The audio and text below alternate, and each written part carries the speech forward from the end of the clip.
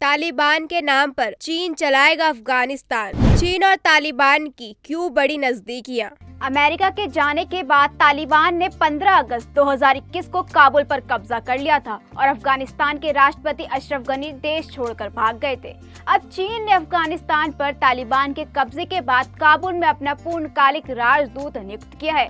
ये क्या होता है और ऐसा करने वाला चीन पहला देश क्यों है और इससे चीन को क्या फायदा होगा और लगातार तालिबान अंतर्राष्ट्रीय मान्यता की मांग क्यों कर रहा है, इन सब के बारे में विस्तार से जानेंगे। अगस्त 2021 में अफगानिस्तान में सत्ता पर दोबारा काबिज होने के बाद तालिबान लगातार अंतर्राष्ट्रीय मान्यता की मांग कर रहा है। हालांकि अभी तक किसी भी देश ने ऐसा नहीं किया। इस बीच काबुल में अपना पूर्णकालिक राजदूत नियुक्त करने की दिशा में चीन आगे बढ़ चुका है। तालिबान के एक प्रवक्ता ने कहा कि नए चीनी राजदूत झाओ शेंग ने तालिबान के प्रधानमंत्री मुल्ला हसन अखुंड से मुलाकात कर अपना परिचय पत्र प्रस्तुत किया। चीन द्वारा अफगानिस्तान में राजदूत नियुक्त किया जाना तालिबान को आधिकारिक मान्यता देना माना जा रहा है। नए राजदूत शेंग ने कहा, मैं चीन अफगानिस्तान संबंधों और राजनीति, अर्थव्यवस्था और अन्य क्षेत्रों में सहयोग को मजबूत करने की कोशिश करूंगा। आपको बता दें कि रूस और चीन अफगानिस्तान ने तालिबान नेतृत्व को स्वीकार करने वाले देशों में से एक थे और उन्होंने बार बार संघर्षग्रस्त देश के साथ संबंधों को गहरा करने की कोशिश की।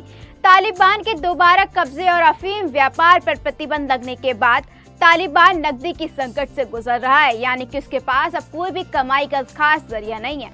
इस बीच पश्चिम देशों से मिलने वाली भी वार्षिक मदद बंद हो चुकी है। ऐसे में चीन का निवेश तालिबान के लिए फायदे का सौदा बन रहा है और चीन की रणनीति से तो हर कोई वाकिफ है।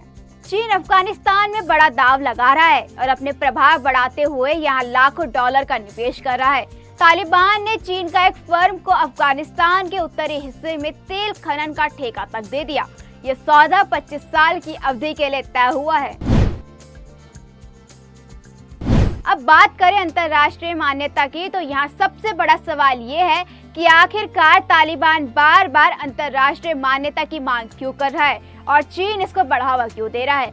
इसके लिए आपको ये जानना बहुत जरूरी है कि आखिर अंतर्राष्ट्रीय मान्यता ना होने से क्या क्या असर होते हैं। अगर किसी देश में सरकारों को मान्यता नहीं मिलती तो वो देश इंटरनेशनल ट्रीटी में शामिल नहीं हो सकता। इंटरनेशनल प्लेटफॉर्म पर उन्हें अपनी बात रखने का मौका नहीं दिया जाता। उन्हें कूटनीतिक प्रतिनिधि विदेशों में भी लीगल एक्शन से छूट मिल जाती है। वे किसी और सरकार के सामने या विदेशी अदालतों में प्रोटेस्ट या प्रदर्शन भी नहीं कर सकते। जब ये माना जाता है कि कोई सरकार अपने देश में विदेशी हितों को सुरक्षित रखने में नाकाम रही है या इंटरनेशनल स्तर पर जवाबदेही पूरा नहीं कर पा रही है, तो उसके अन्य देशों से रिश्ते खराब हो जाते हैं। सैन्य विद्रोह या बगावत को भी उस समय मान्यता मिलती है जब वहां कोई नई सरकार यह सुनिश्चित करना चाहती है कि इंटरनेशनल लेवल पर वो जिम्मेदारी निभाने को पूरी तैयार है। यानी कि अफगानिस्तान पर जो तालिबान का शासन है अब उसको पूरी तरीके से चीन हैंडल करेगा। किस तरीके के फैसले होंगे और किस तरह के वहाँ पर व्यापार होंगे, किस तरीके से काम बढ़ाया जाएगा, जनता पर किस तरीके से प्रभाव होगा और वहाँ पर किस तरह के काम होंगे, इन सभी चीजों पर चीन का हाथ होगा। इन सभी बातों को आप बर्मा देश के उदाहरण से बहुत अच्छे से समझ सकते हैं, क्योंकि बर्मा में 6 महीने पहले सैन्य विद्रोह हुआ था। सेना ने वहाँ प्रशासन पर कब्जा कर रखा था।